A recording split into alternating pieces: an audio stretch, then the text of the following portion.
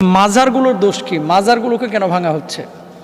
এবং এই বাংলাদেশে বিভিন্ন এলাকায় বিভিন্ন মাজারে বিভিন্ন খাদেম মুরিদ ভক্ত অনুরক্ত আছে, তো এখানে মাজারের সমস্যাটা কোথায়? কেন ভাঙা হচ্ছে? এটা কি ইসলাম অনুমোদন করে? আপনাদেরকে একটা কথা বলি, যখনই আমরা আলোচনা করি লাল শাহ বাবার কবর না কালা শাহ বাবার, হলুদ শাহ বাবার নাকি চটপটি শাহ বাবার, কত ধরনের নাম যে কবরস্থান বা মাজারের ওপরে দেখা যায়। অনেক কবর আছে, মাজার আছে যেখানে ইতিহাসে তাদের ব্যাপারে কোনো তথ্য পাওয়া যায় না, কিন্তু এখানে কবর বানিয়ে ফেলেছে।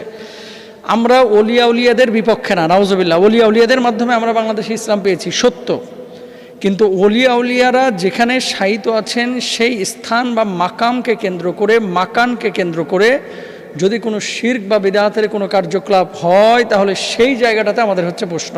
এখন আসেন যে মাজার কি ইসলামী শরিয়ায় হারাম? তাহলে রাসূল সাল্লাল্লাহু আলাইহি ওয়াসাল্লামের মাজার কেন আছে, কবর কেন আছে? আর আল্লাহর হাবিব সাল্লাল্লাহু আলাইহি ওয়াসাল্লামের যে